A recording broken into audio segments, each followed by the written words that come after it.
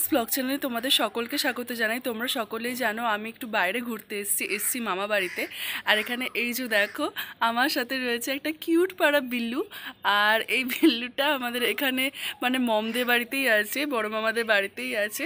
তো এখানে ছুটে ছুটে খেলে বেড়াচ্ছে। তো ওর কিছু ছুটে খেলে বেড়ানোর কিছু ক্লিপ আমি তোমাদের সাথে শেয়ার করছি। আর কত কিউট টাইপের দেখতে দেখো বিল্লুটা। তো চলো ওর সাথে, ও খেলছে এখানে কিছু ঘাস আছে সেগুলোর সাথে, চলো তোমাদেরকে সেগুলো দেখা।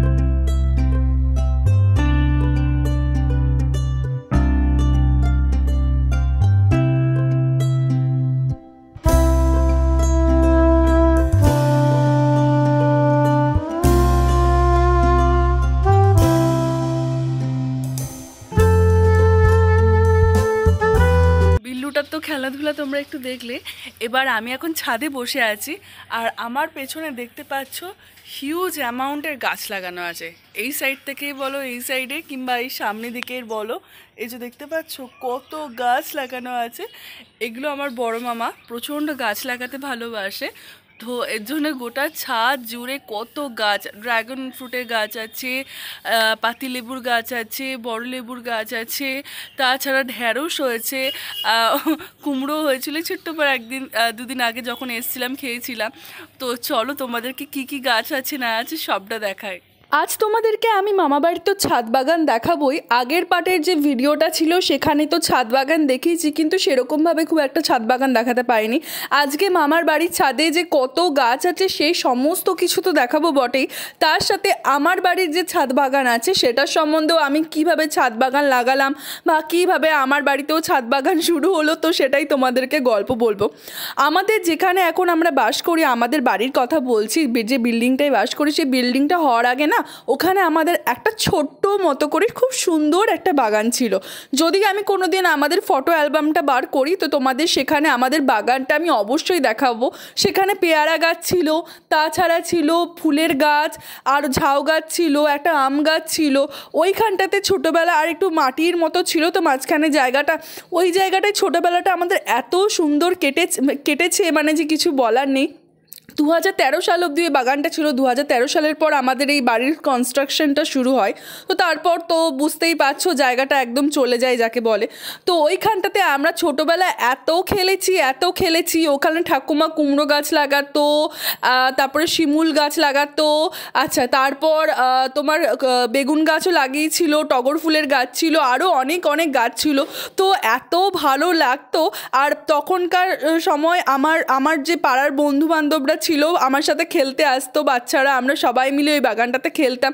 এত ভালো টাইম কেটেছে না, লুকাছুপি বলো বা চোর পুলিশ বলো, এত সুন্দর মজা হতো। আচ্ছা, তো গাছের প্রতি বুঝতেই পারছো ছোটো থেকেই একটা টান, কারণ বাড়িতেই সামনে এত বড় বাগান থাকলে যা হয়, আর পেছনেও বাগান ছিল, আর সামনে এত বড় বাগান থাকলে যা হয় আর কি। আমার যদি হয় কোনোদিন নিশ্চয়ই তোমাদেরকে আমি আমার ছাদ দেখাবো, আমার পুরোনো অ্যালবাম থেকে দেখাবো। তো এরপর যখন এই বাড়িটা হলো তো প্রথম 2-4 বছর আমি তো কিছু করিনি, কিন্তু কিছু বছর পর থেকে মানে যখন আমি কলেজে উঠলাম তো দেখলাম আমাদের কলেজের পাশে না অনেকে ফুল চারা বিক্রি করছে। আর আমাদের পাশাপাশি বাড়িতেও দেখছি অনেকে দেখলাম ফুল গাছ লাগানো শুরু করে দিয়েছে ছাদের মধ্যে। তো মাকে বললাম, মা চলো আমরাও ফুল গাছ লাগাই ছাদেতে, সবাইকে দেখছি ছাদে ফুল গাছ লাগাচ্ছে। তো মা তো প্রথম বললে ঠিক আছে। তো প্রথম এত কষ্ট করে নিচ থেকে ওপরে মাটি তোলা, তারপর তার জন্য এই যে তোমার বিভিন্ন রকমের ওষুধ, গাছের ওষুধ, তারপর ধরো এই গোবর সার, বিভিন্ন রকমের সারপত্র একদম উপরে তোলা, কি পেন না হয়েছে ওগুলোকে তুলতে, কিন্তু ফলও পেয়েছি ঠিক সেরকম। প্রথম ফুলের গাছই লাগাতাম, কিন্তু তারপর ধীরে ধীরে দুটো করে লঙ্কার গাছ, এখন তো দেখতে পাচ্ছ আম গাছও লাগিয়েছি। আচ্ছা, আমাদের পেছনেও কিন্তু লেবু গাছ আছে। মামা ছাদে যেরকম এই সুন্দর সুন্দর লেবু হয়েছে, কাগজি লেবু, আমাদের এখনও লেবুটা আসেনি, কিন্তু গাছটা একটু বড় হয়ে গেছে। কিন্তু বাতাবি লেবু এবছর মানে যাকে বলে রেকর্ড করা হয়েছে, প্রচুর বাতাবি লেবু হয়েছে। মা বললো যে আশ্বিন মাস নাগাদ বাতাবি লেবুগুলো একদম পুরো ফুল ব্লুমে চলে আসবে, তো তখন ওগুলোকে পাড়া হবে। তো বাতাবি লেবু হয়েছে, কাঁঠালও হয়েছে, 5টা বড় বড় কাঁঠাল হয়েছে, সেটাও তোমাদেরকে দেখালাম, যেটা এখন বর্তমানে আছে আমাদের পেছনের বাগানে বলছি। আর আম গাছগুলো আছে, কিন্তু ওই আম গাছগুলো একদম ছোট গাছ, এই 2-4 বছর হলো ওদেরকে লাগানো হয়েছে। মোটামুটি ওদের ফল দিতে দিতে এখনও 10-20 বছর তো বটেই, 20 বছর তো আমার মনে হয় না 20 বছরের আগে ওরা কিছু ফল টল দেবে বলে। তো মা বলে যে তোরা যখন আর একটু বড় হয়ে যাবি, তোদের বিয়ে থাওয়া হয়ে যাবে, তোদের ছেলে মেয়ে হয়ে যাবে, তো তারা খেতে পাবে। তো যাই হোক, এখানে দেখতে পাচ্ছ বলতে বলতে মামার কতটা আমি তোমাদেরকে ছাদ বাগান ঘুরিয়ে ফেললাম। মামা দেখতেই পাচ্ছ ফুল গাছও লাগিয়েছে, সবজির গাছও লাগিয়েছে, আর একটু একটু ছোটো ছোটো ড্রাগন ফ্রুটের গাছও লাগিয়েছে, ছোটোখাটো ফলের গাছও লাগিয়েছে।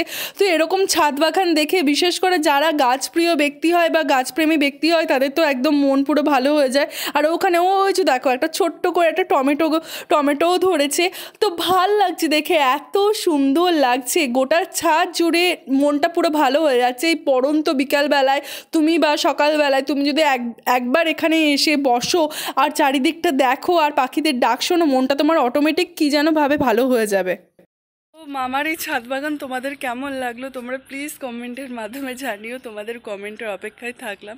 আর এখানে এই যে বিল্লুটাও এখানে খেলাধুলা করছে, ও সমানে এখানে ছুটে বেড়াচ্ছে। সকালবেলায় এখনও সকালই আছে, এখন প্রায় 7টা বাজতে চললো।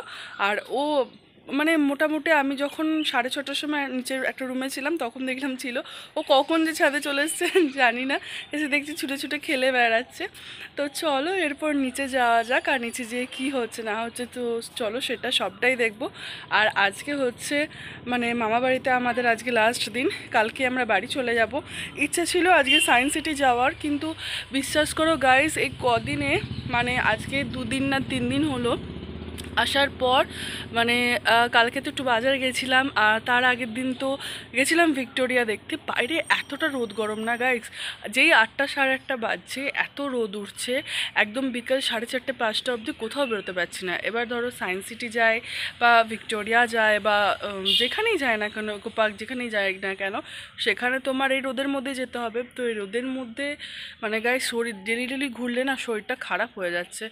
তো যাই হোক, তো ঠিক করেছি আজকের দিনটা মামা বাড়িতে একটু রেস্ট নেব, একটু গল্প গুজব করবো, আর কালকে সকালবেলায় বর্ধমানের ট্রেন ধরে ডাইরেক্ট বর্ধমান চলে যাব।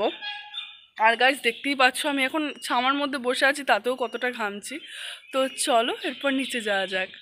তো আমি নিচে এসেছি, আর নিচে এসে দেখছি মায়ের চান করা হয়ে গেছে। ও যে আমাদের সাথে আর একটা যে পিসি এসছে, তো ওই পিসিদের বাড়িতেই এত সুন্দর কাঁঠাল হয়েছে, তো ঠাকুরকে তো প্রথম দিতে হবে কাঁঠাল, তো ওর জন্যই মা কাঁঠাল ছাড়াচ্ছিল ঠাকুরকে দেবে বলে। আর এটা ছিল মমদের বাড়ির একটা ছোট্ট পাড়া মন্দির, কত সুন্দরভাবে প্রত্যেক কটা ঠাকুরকে সাজানো আছে দেখো। তো চলো এরপর এখান থেকে যাওয়া যাক। এরপর আমি যাচ্ছিলাম রুমেতে মায়ের কাছে, হঠাৎ করে দেখি বোন একদম খাতা পেন নিয়ে আঁকতে বসে পড়েছে। তো ওকে জিজ্ঞেস করতে ও বললো যে ও যে ম্যামের কাছে পড়েছে, এই যে ওর ফোনে ম্যামের ছবি, তো ম্যামকেই ও এঁকে দিচ্ছে। ও খুব ভালো আঁকে, খুব ভালো ড্র করে, স্কেচ করে, তো কত সুন্দরভাবে জিনিসটাকে আউটলাইনটা বানিয়ে নিচ্ছে, এবার স্কেচ করছে। আমি তো দাঁড়িয়ে দাঁড়িয়ে দেখছিলাম ও কত সুন্দর হাতের কাজ করছে। মোটামুটি ও খুব ভালো আঁকাআঁকি করে গাইস। আর চলো এরপর এখানে ও ভালো করে আঁকুক, ওকে আর ডিস্টার্ব করবো না। এরপর মা আর ভাইয়ের কাছে যাওয়া যাক, চলো দেখি মা আর ভাই কী করছে। যেহেতু আজকে কোথাও বাইরে যাওয়ার ছিল না, তাই আজকে সবাই ঘরে বসে বসে সময় কাটাচ্ছে, তো চলো দেখতে থাকো। 2000 years later. এরপর সন্ধেবেলা হয়ে গেছে, দেখতেই পাচ্ছ সন্ধেবেলা না, এখন যখন এই জিনিসটা রান্নাবান্না হচ্ছে এখন বাজছিল প্রায় 8:30 9টার মতো, 8:30 9টার মতো আমরা সেদিন মুড়ি খাচ্ছিলাম। তো দেখতেই পাচ্ছ পকোড়া হচ্ছে, জমিয়ে মুড়ি পাটি হবে। যেহেতু আজকেই মামা বাড়িতে আমাদের শেষ দিন, এরপর আমরা কালকে সকাল হলেই চলে যাব বাড়ি। তো আজকের দিনে একদম সবাই মিলে বসে একদম জমিয়ে গল্প করব আর খাবো। দেখতেই পাচ্ছ সবাই মিলে বসে পড়েছি। তো ভিডিওটা আজকে এখানেই শেষ করছি। ভিডিওটি ভালো লেগে থাকলে লাইক করো, কমেন্ট করো, শেয়ার করো, সাবস্ক্রাইব করো। তো চলো বাই।